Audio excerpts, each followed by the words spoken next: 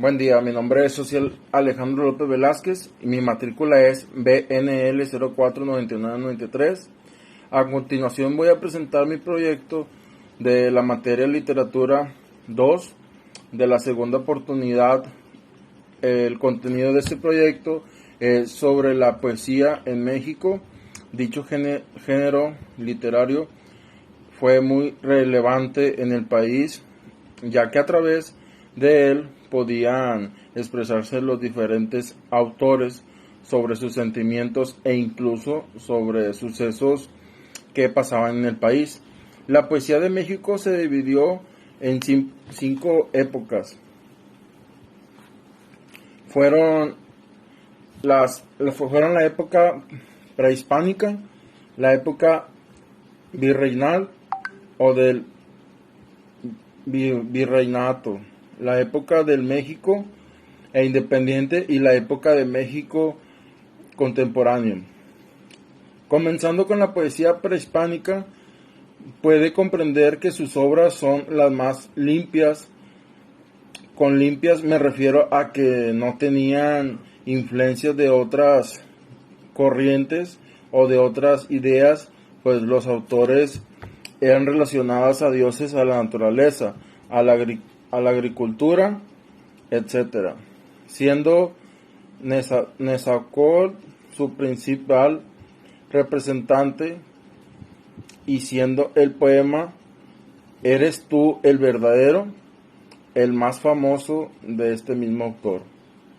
Por otro lado, la poesía de la época del virreinato transmitía la información y sentimientos sobre lo que sucedía, que estaban viviendo los mexicanos en la época colonial.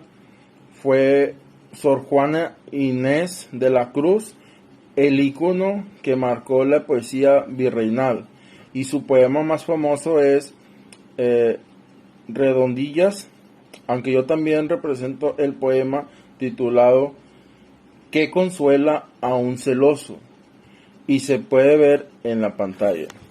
En la época del México independiente comienzan las influencias de otros corrientes del mundo. Nuestro país tenía representantes en cada una. Por ejemplo, del romanticismo es Manuel Acuña.